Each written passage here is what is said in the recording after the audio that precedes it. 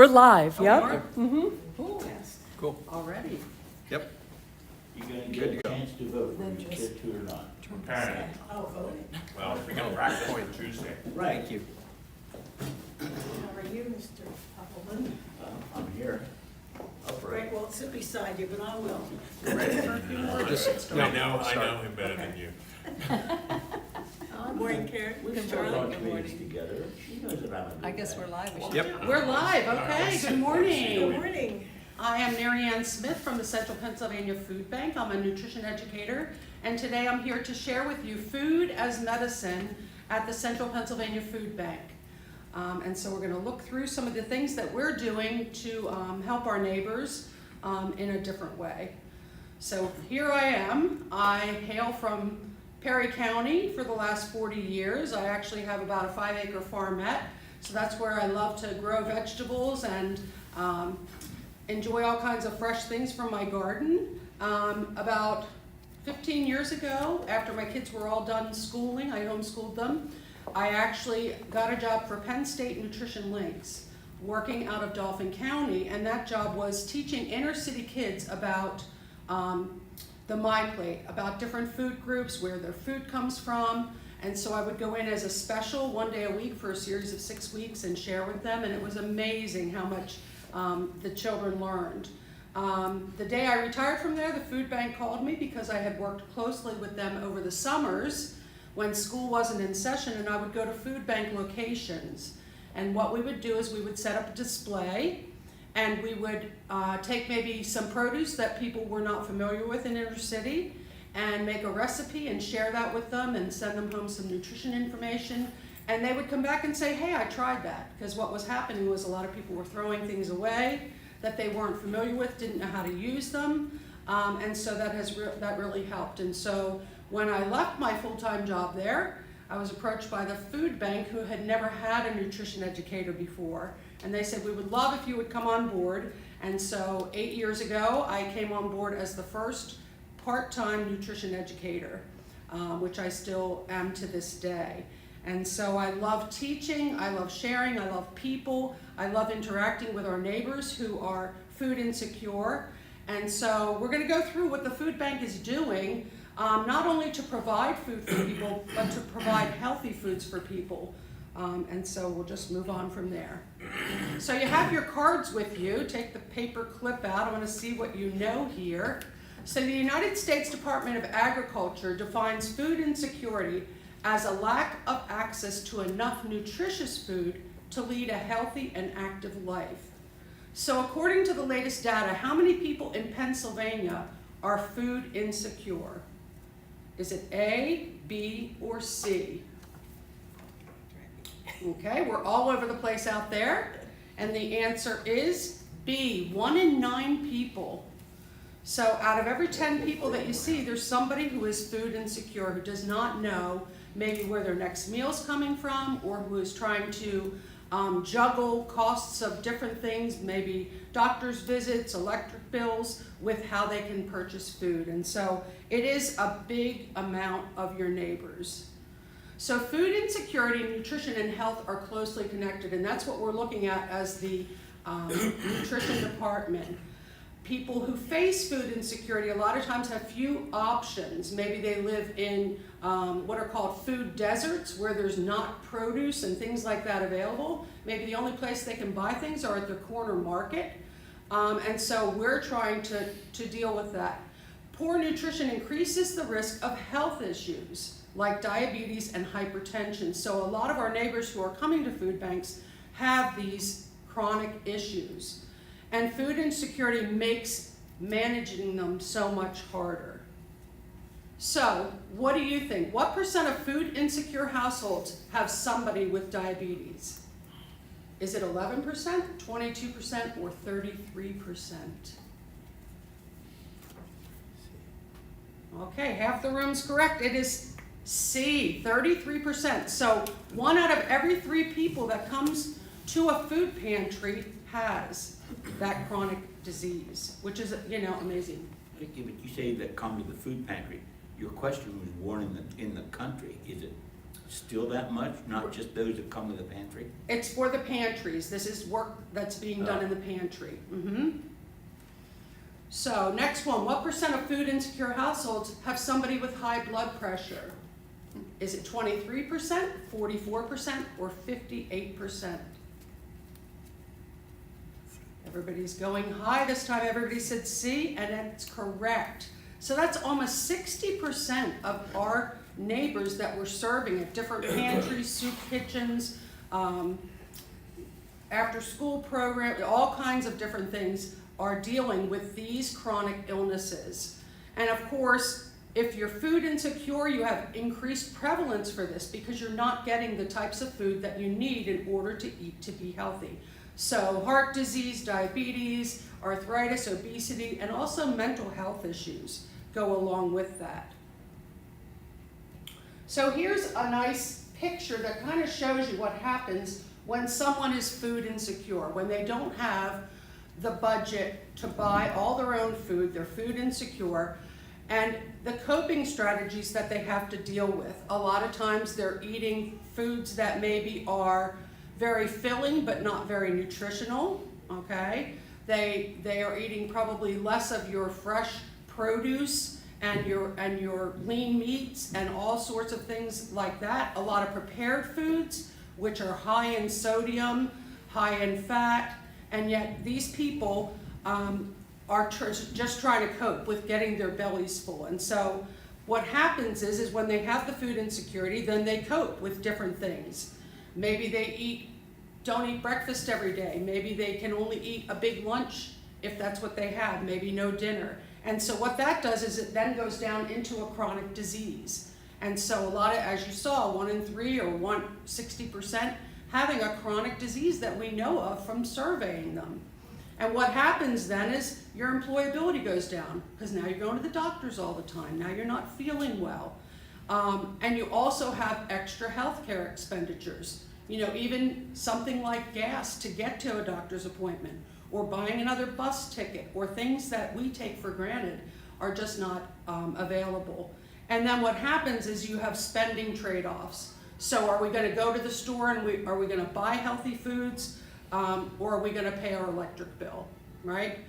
And of course, because of that, household income goes down because they're not reliable at the job, because they're not feeling well, and then that goes all around again. Now we're food insecure, and so it's this cycle of food insecurity and chronic disease.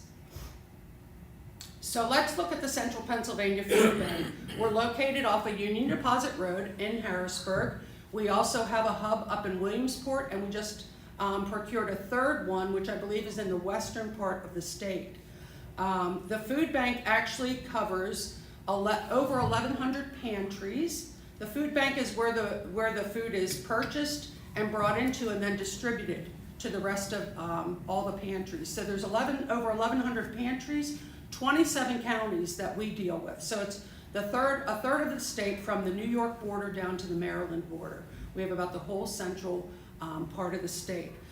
So we, in the last 2 years, have really kind of stepped up this part because of Feeding America saying we need to not only feed people, but we need to give them nutritious foods. And so trying to get more of those in. So we're going to talk about how we procure things at the food bank, how we distribute them, and then also what we're doing to educate our neighbors.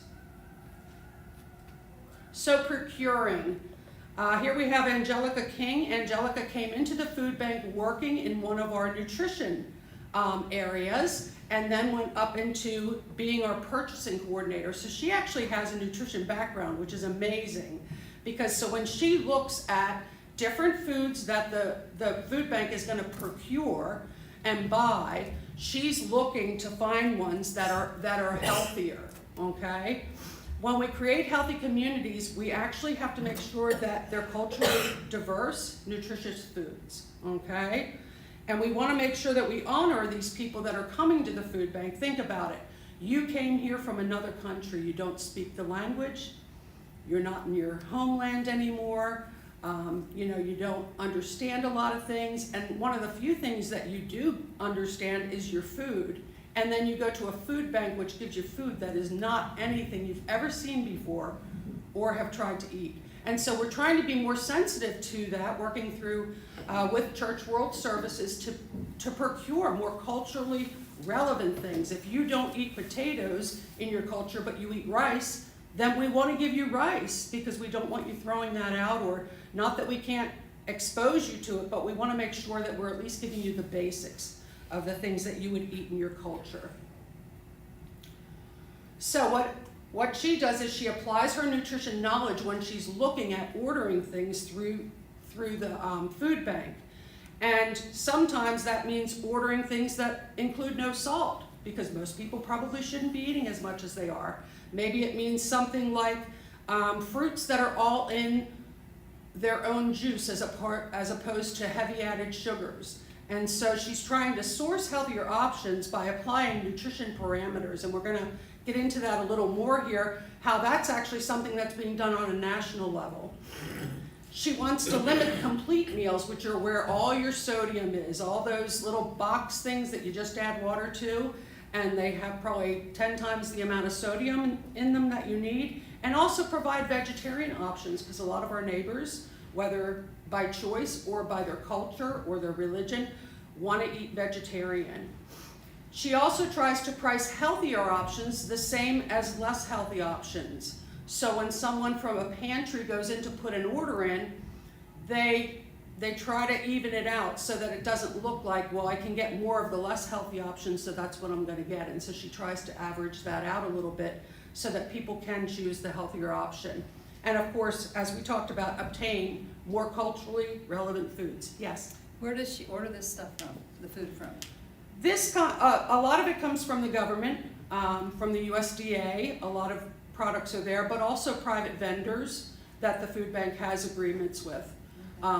Pretty much, you know, I'm not all up on her job because she's in a different office, but they have certain vendors that they deal with, and she also is always looking for new vendors who maybe could give her something along the lines she's looking for. We also have a food sourcing team, which actually works a lot with produce, and this is actually over 50% of our food at the food bank is fresh produce, which is amazing. This team has worked very hard to go out and deal with farmers and deal with people who run fairs, different grocery stores, like Giant is one of our big contributors, and they go out and they try to get as much as we can of these fresh things.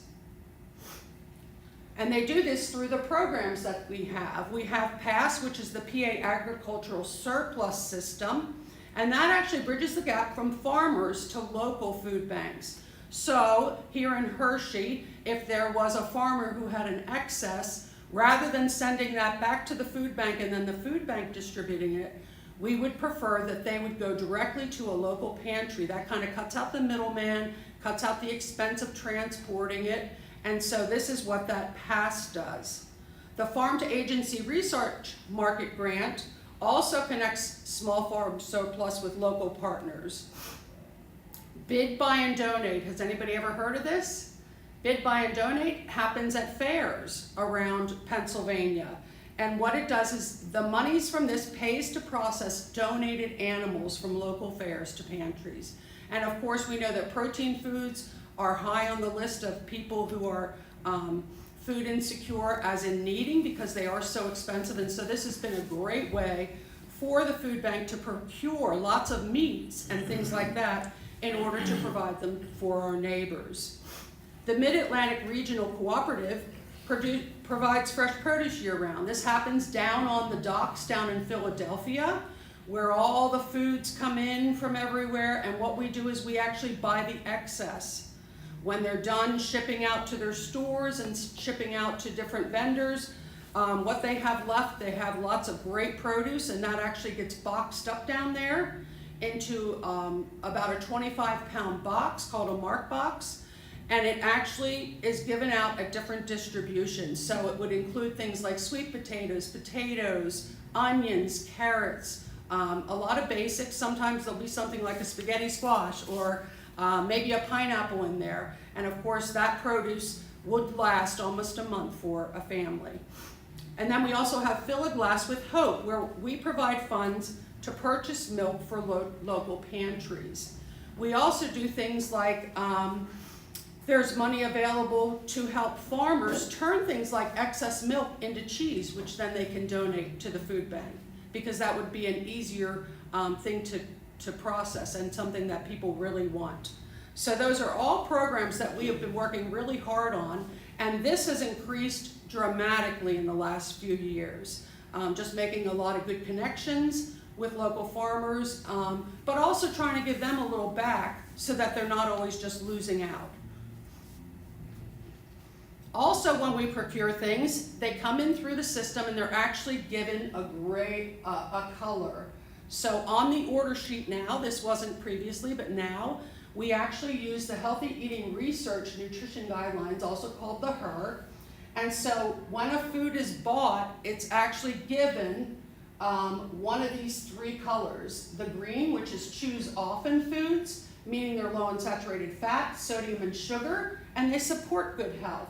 The choose sometimes foods are choosing sometimes because they have some medium levels of fat, sodium, and sugar, and they can, used in moderation, contribute to good health. And then our choose rarely foods, which we think of as treats, or things that maybe you want to eat every day because they have limited health benefits. So this signage is also available in our pantries. So if people would come into a pantry, they would see these colors. They're very easily understood because they're a stoplight. And so maybe somebody's diabetic, they would really want to be looking for those green foods, okay?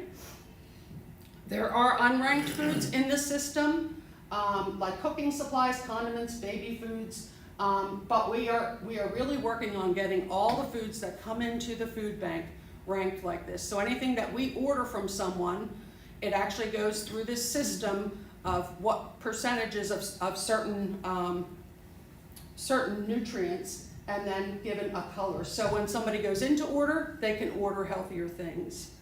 Here would be the criteria that we use, and this is also used across the country. This is a newer system than they had before, and it's just really great. I mean, you can know instantly by looking at the label what it fits in. So say it has, if it has more saturated fat than it needs, but it's also really good on added sugars or sodium. If it has one that's not good, it has to be bumped down to the next group. So in order for it to be green, it would have to be the appropriate amount of saturated fats, added sugars, and sodium to be ranked that way. So other than, one of the things we get is we get yearly nutrition educators through something called the Healthy Pantry Initiative, or HPI. It's a project of Feeding PA. And what it does is they hire a person to work in designated pantries in our service area. We just actually hired Jazz 2 months ago. She's going to be in the Harrisburg area. Kelsey is up in Williamsport. And what they do is they actually go into a pantry and help them make it healthier, okay? Because some people are like, I don't need any more work, I'm just trying to get the food out, okay? But we want to make it so that everybody can see what's good there. And so what they do is they try to help these pantries increase their healthy inventory, whether it be hooking them up maybe with a partner that would have fresh produce that could drop it off. They use nudge strategies where they are very subliminal signage or pointing people in a certain direction, kind of like in the grocery store where they put the most expensive things at eye level and the cheaper ones down at the bottom. Well, we're going to try to front face the healthier foods for them, and those are kind of nudges to get people into a healthier habit. They also promote marketing health and nutrition. And they can do this by being there and providing recipes, providing handouts on things like diabetes and high blood pressure, what foods maybe to avoid or which foods to eat.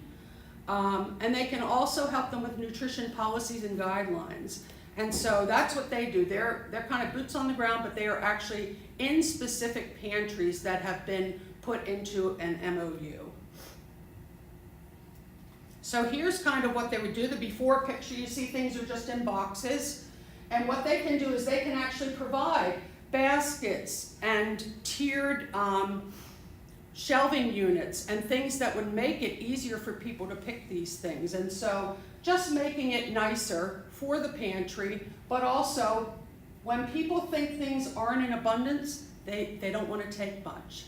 So by making it look full, like there's a lot, people are more free to take things.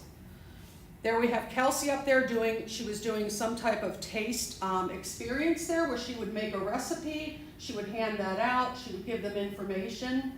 And then down below on the right, signage for some of our choice pantries. We also work with the medical system through our health innovations. And what this does is, this is evidence-based programming. This actually came out of, we work with Geisinger, which is up the river.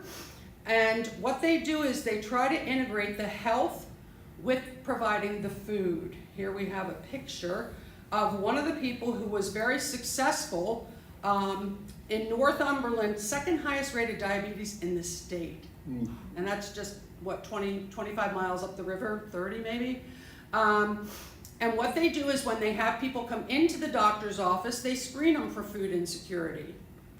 Then they can provide them with SNAP benefits, but they also have what's called a fresh food pharmacy, and they actually have a store there in the medical center, okay, that will provide them food that's been provided by the food bank, and not just giving them the food, but actually giving them education and clinical interventions and providing food and recipes so that they can start to cook healthy for their chronic disease. And they have seen very, very good results with this because people don't want to have a chronic disease. We also do on-site nutrition education. Now this is where I come in. I'm the boots on the ground kind of girl. And so I go out into the community to different pantries if they want me to come, and I provide an easy to read display board. I provide a sample of a recipe, anything that they want to feature. Say they can't move lentils. The other week I made a lentil soup, which people were like, wow, that's really good, and gave them the recipe, and there were lots of lentils for them to take. And so people are more inclined to take things if they can taste it, see that it's good, and that it's simple. And so when we develop our recipes, we try to keep them to minimum ingredients, also minimum spices, because spices can be very expensive, and also just simple instructions. We go out to mobile distributions. The picture up here on the left was me standing down in York at York Benevolent, and they have probably 300 cars a day that go through that site. They pull up, I have my table, I walk down like a car hop with a taste. I bring materials that are translated into Spanish because that's a great Spanish population down there, and people are very excited to see a recipe in their language that they can read, and that is something else we're really working on in the food bank, is to get things in languages where people can understand. We also can provide from the bottom left, that's one of those produce boxes I was telling you about from the Mark. And so we featured a carrot salad because they're always getting this big bag of carrots and people are like, I don't know what else to do with them. And then we provide them with fact sheets that tell them how to store them, how to keep them, some other additional recipes on the back, and those can just be packed right in the boxes if we don't have opportunity to be there and do a taste testing. We also have youth that we deal with. Especially in the summer. The right-hand side of the screen was up in Williamsport this summer. It was a summer feeding program that had a community outreach. And so they were at this camp all week, and the kids learned all about fruits and vegetables. So they're playing bingo, just trying to get them a little bit more used to seeing some things that maybe they've never tried before. Because a lot of times the food bank sends out things that maybe are a little more unusual. We get donations from a lot of different businesses, and sometimes there's things like kumquats, which if you don't know what it is, how are you going to eat it? And so That was a really fun time. We also have done some after-school programs down here where we're just explaining the digestive system and everybody's kind of understanding why it's important to eat foods that are full of fiber, because your body really needs that to be able to stay cleaned out. And now I have an activity and I need 2 people. Smiley in the back. How about you two? Can you two come up from the back row? Sure. So when I go out to different locations, whether it be senior citizens, kids, or people at a food bank, I like to use visuals to teach them, and this is one of my favorites. So this would be your intestines, okay? It's about 25 feet. If a doctor was to open you up and stretch your intestines out, you would see this. Now you're going to take the other end, you're going to go across the room to show people how long your intestines are. Okay? That's not gonna fit in frame. A little surprising, hold that up. That's pretty amazing that your food travels down your small and large intestines in your body. And not only, okay, that's great. Not only is it in there, but it needs to be cleaned off. Hold on to that just for a second. Okay. So here we have our fiber, and I'm gonna let you clean out your intestines. Go ahead. You're gonna actually clean out your intestines with this fiber. And when we talk to people about why we need to eat fiber, well, think about that being all twisted up inside your stomach, and you're not eating, whole fruits and vegetables, things that are healthy for you that have fiber. And so what happens, it gets clogged up, and I say to the kids, you kids that have stomach aches every day, that's why, and they go, whoa. So it's pretty eye-opening. Thank you so much. So when I go out into the community and teach, it doesn't matter what age people are, people love to see visuals so that it has an impact on them. And so that's why we do the cards, that's why we do different things like that, to bring that information to them. I also teach seniors in the winter is a good time because a lot of your food bank pantries are outside and it gets pretty cold and windy to do any kind of education. And so in the winter months, I've taken to doing senior centers. You are never too old to learn. And it's just really exciting to see people making changes after we've been in there teaching. One of the last classes I taught was down in Columbia, and I had a class of over 20 people every week, and what happens is they were to increase two specific things. One was to increase their fruits and vegetables to 3.5 cups a week or a day, and the other one was to try to get 30 minutes of exercise most days of the week. And after I left there, people were doing that. They actually had made positive impact in their own lives just by making those 2 changes. And so it's really fun to work with seniors. And also they have a lot of questions because a lot of times doctors aren't giving them all the information they need. And so they're saying, well, what kind of diet should I be eating? And so I'm not an RD, but my boss is, and so she actually can give me information to pass along to them. We also have a Facebook and an Instagram through the Central Pennsylvania Food Bank, and so we're putting on there at least 4 nutrition messages a month for our clients, but also for our partners, also pantry leaders. We're really trying to get different pantry leaders to step up and to learn some of this so that they can share it, because there's one person can't get to 1,100 pantries in a year. So we make reels, and I'm going to just show you one that I made for the food bank that recently was on.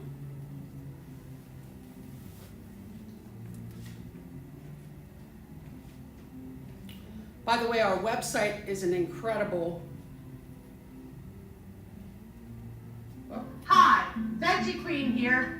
Are you in a pickle, or do you just want to make some pickles? Today, I'm going to show you how to make easy refrigerator pickles for a lot less money.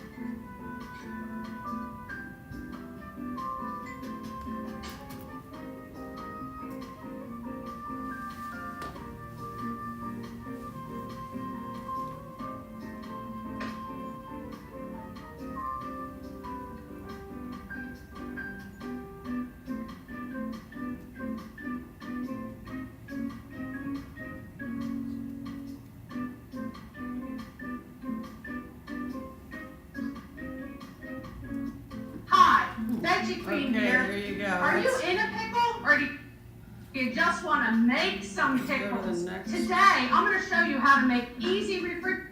There we go. Okay, I'm not sure who's jumping up there, but. So we actually are trying to get things online that can help some people to make things easy with all the excess produce. Because a lot of times when we send produce to different places, there might be a lot there and they can't eat it all within a week. And so what we do is we actually, let me get that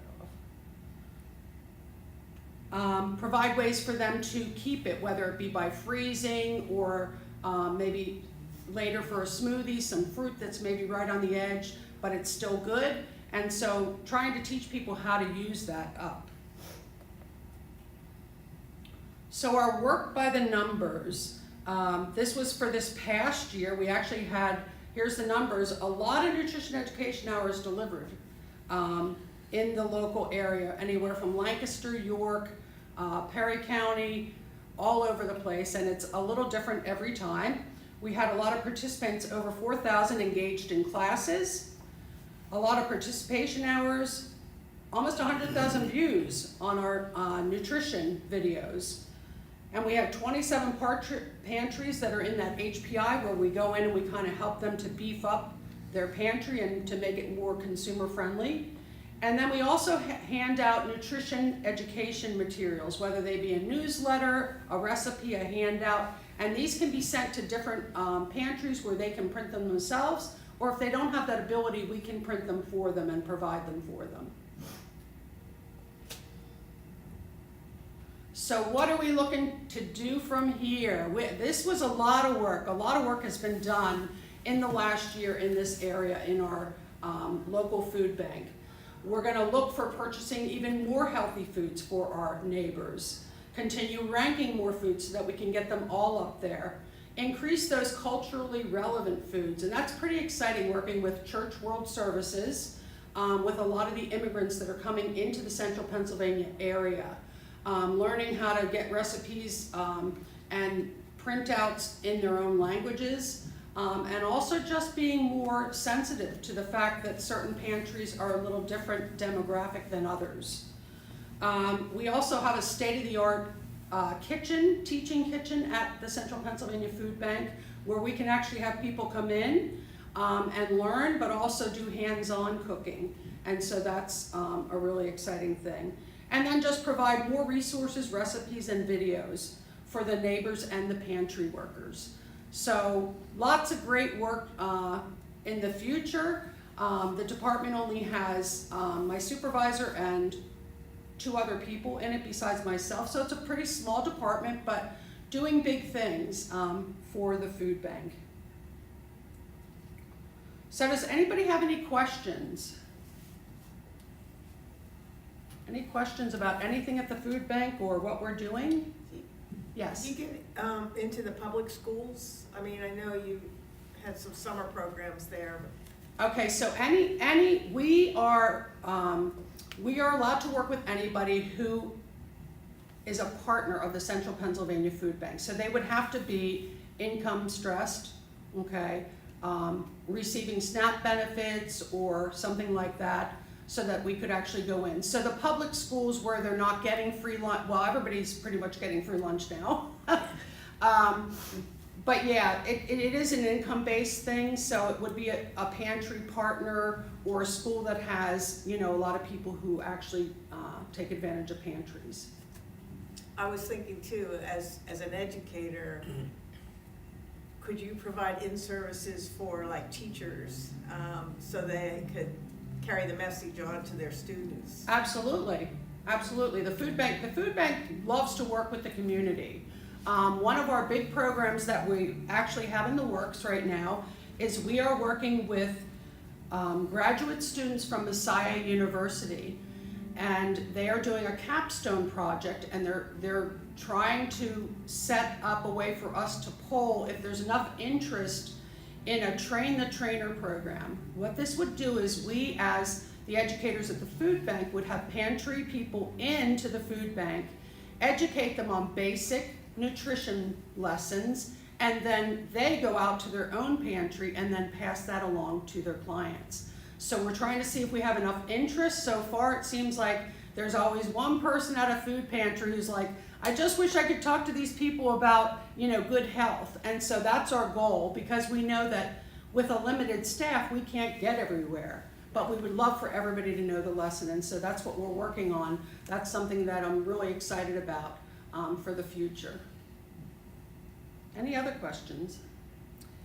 So Yes. when people come to the food bank, do they get to pick and choose what they want, or do you kind of guide them through that process? Okay, the food bank itself, that's the distribution point for the pantries. We're only an emergency center. So if they can't get into another pantry that day, we will provide them with some food, but they will get a better selection at a pantry because we are limited there at the food bank because it's really a distribution center. And the original question was, is it a choice? Well, there's all sorts of different ways pantries are set up.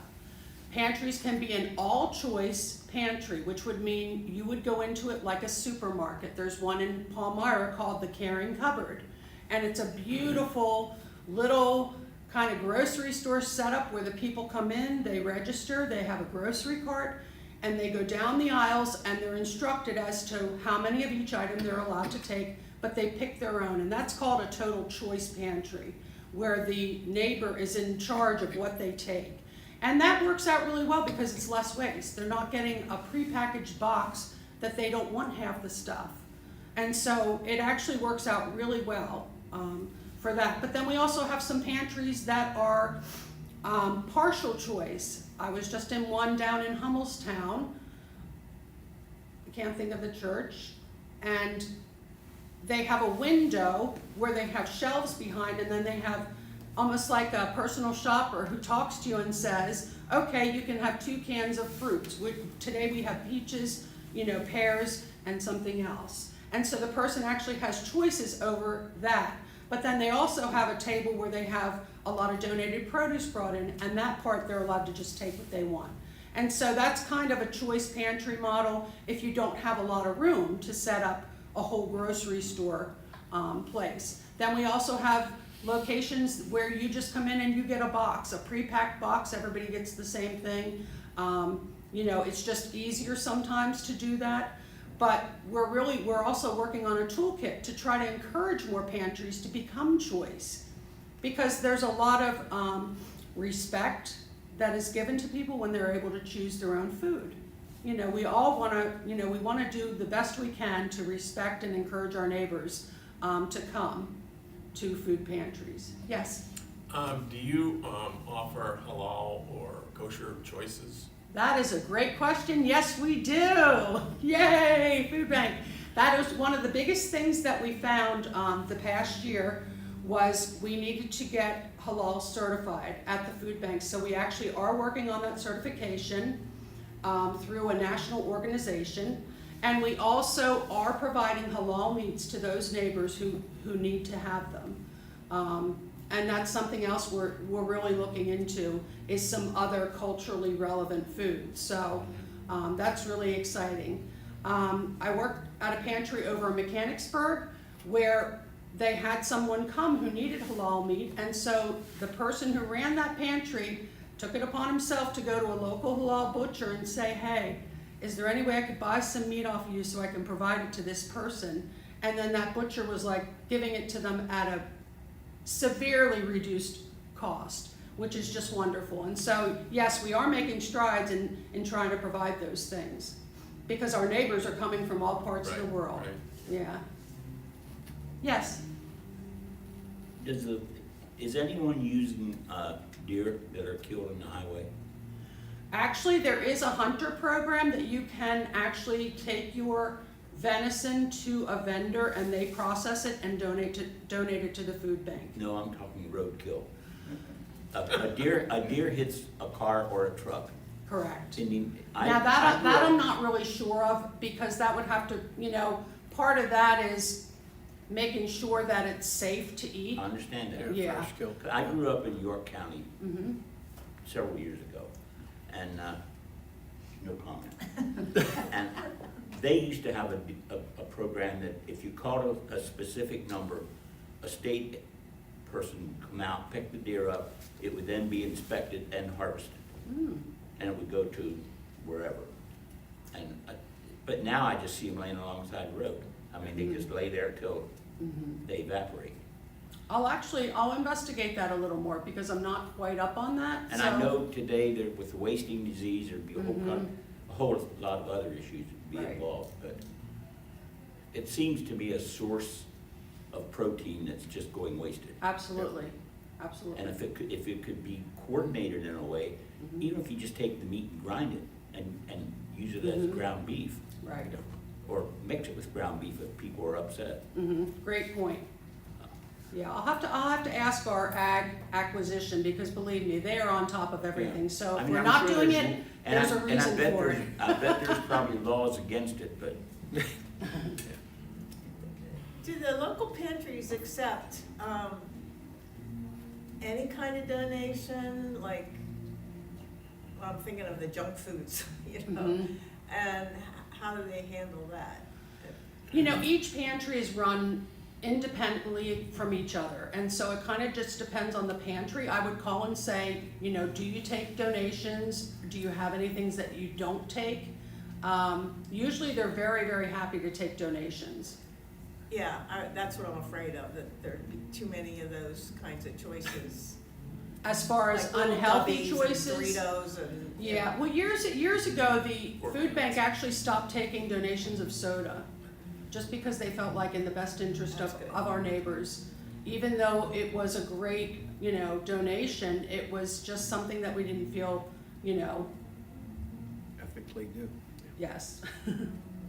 I remember, I'm a retired teacher, but I used to have many conversations with the food services, because I had teenagers, and they would tell me that an apple cost more than Little Debbie's or chips, so they would go through the line, and I've been retired a while, so this may have changed, and I would go to the, you know, the cafeteria people, and they said,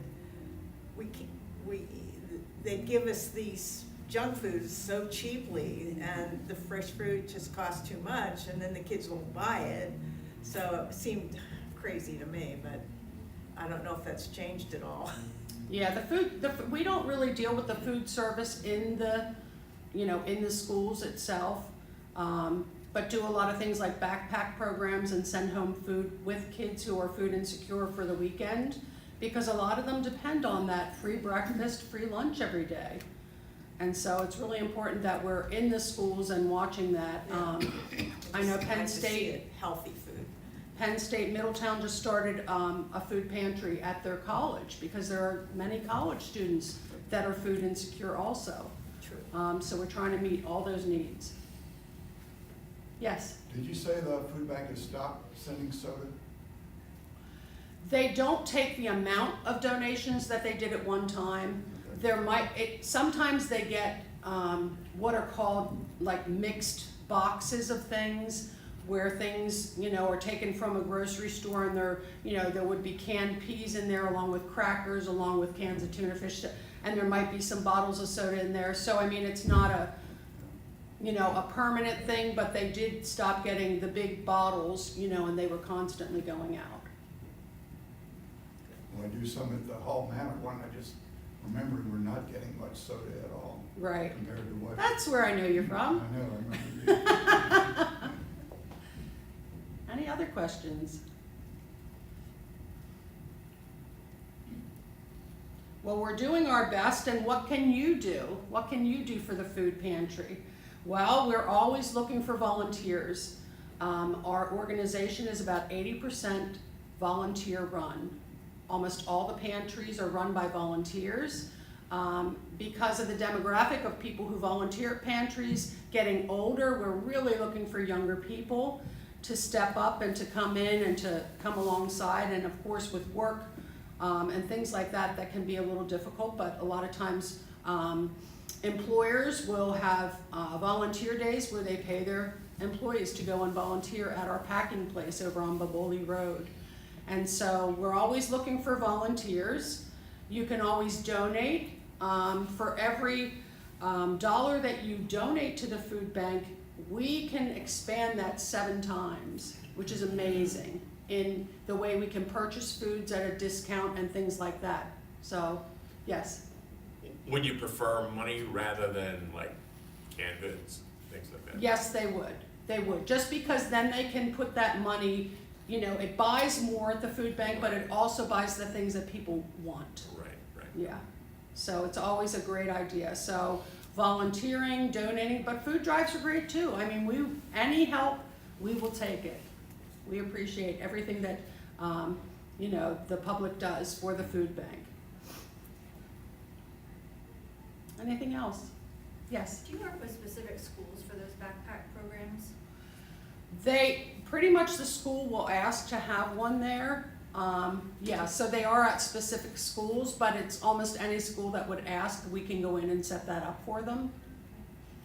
And of course, they would have to have some clients, you know, they would go through the same application kind of process as somebody that would go to a food bank, which is a self-declared income. Anything else?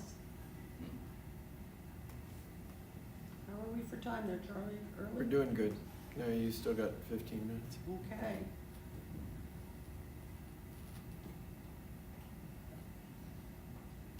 What's been the growth of the food bank over the years? Where are you today compared to 10 years ago? Okay, where are we compared to 10 years ago? I know now, I mean, we originally started with about, not 10 years ago, but longer than that. Originally, they had maybe 10 employees. I think we're up to 200 between drivers, people who work in Williamsport, people who work in Harrisburg. Of course, we have teams that go out and solicit donations, large donations. Our development team is always working to get, you know, big donations from all these big companies in the area. And so it has really grown. The need for food has grown. We are actually right now are at the same level as we were during COVID. There's a food bank just down the street. Mm-hmm. Do they use you as a resource? I mean, do they purchase their food or get their food from the central food bank? Is that how this works? Most of the food pantries in this area do use the Central Pennsylvania Food Bank. Some are independent and just have their congregations donate things. So I couldn't answer that specifically about that food bank because I'm not familiar with them. But yeah, we have purchasing power with the USDA. You know, there's certain things that we can buy under certain programs to help people. We also have elder share programs. I don't know if you're familiar with that because our elderly populations too, you know, their Social Security isn't going up as much as inflation, and so it gets really tight. And so we actually do what are called elder share boxes, which would be specifically designed for the elderly, shelf-stable foods that they could keep. And we also have worked with delivery methods for those because a lot of older people couldn't get to a location to pick up a box and the box was too heavy. So we actually have worked with some different driving, what do you call them, like Uber? Okay. Yeah. And so that what they do is they actually deliver elder share boxes to a lot of our neighbors now, which is great and very much appreciated. Going to try to see if there was anything else.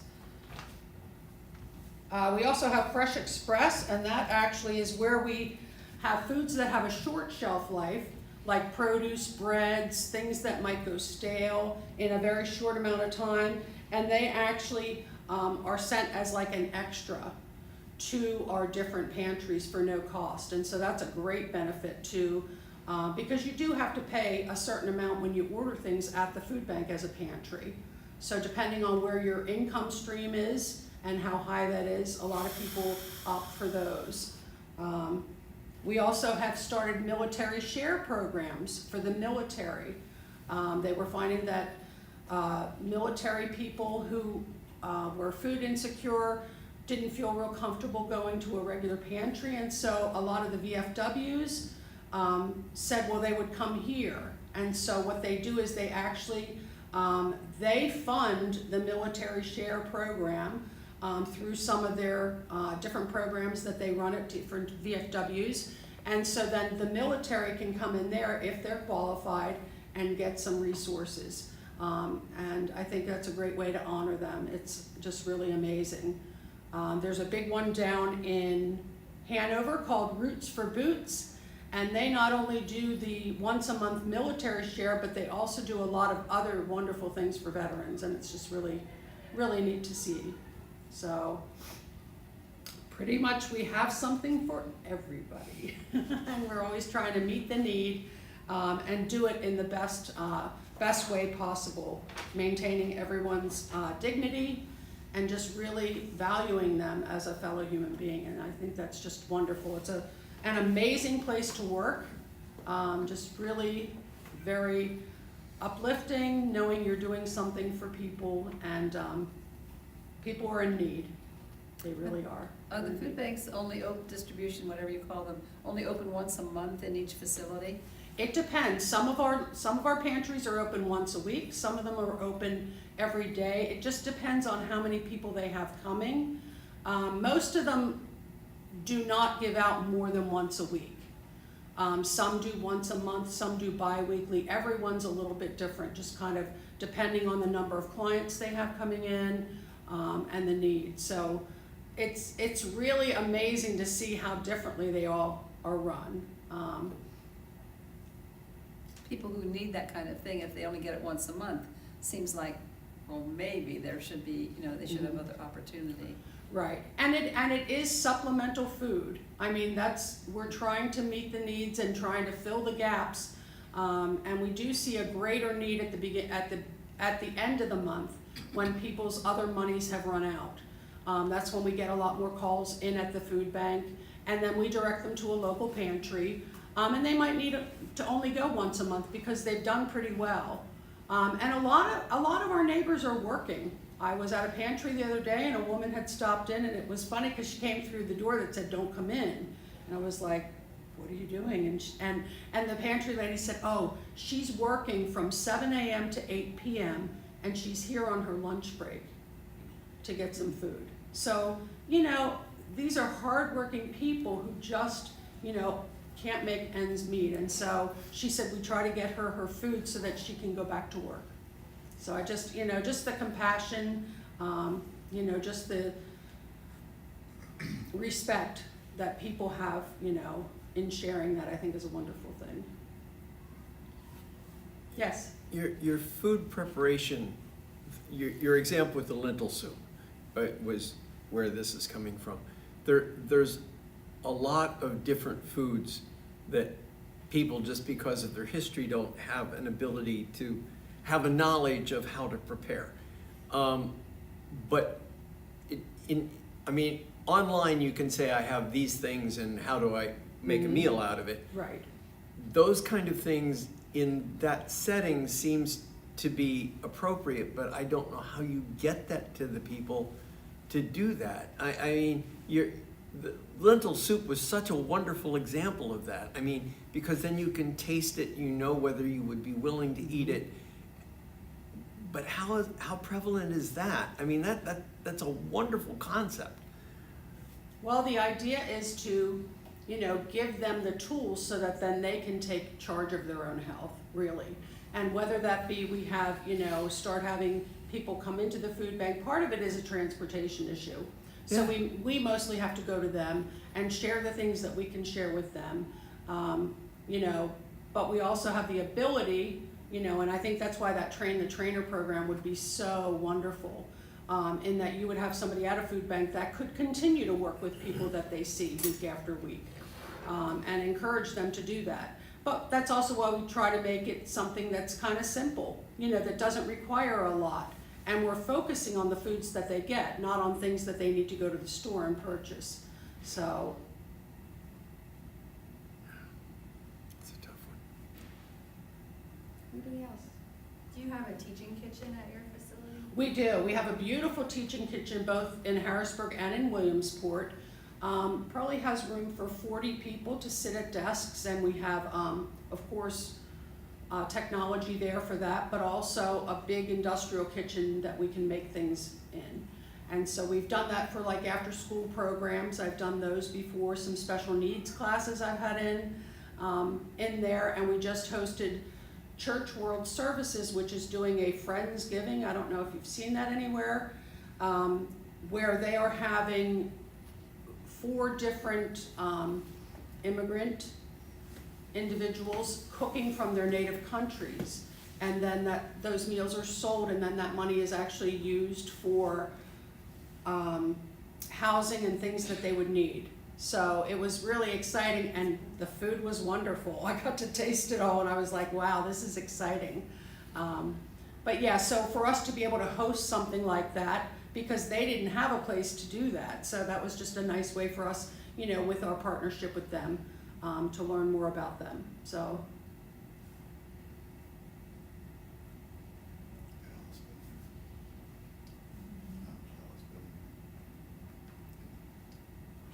okay. Okay, thank you. That's all I have for today. Thank you so much for having me here today. I actually have one of these papers for you that explains a lot of the programs that we have at the food bank. And I challenge you to volunteer at a pantry someday. You might find it's just a perfect fit for what you have, and if not, donate, promote, and share. Okay? Thank you. Thank you. Okay.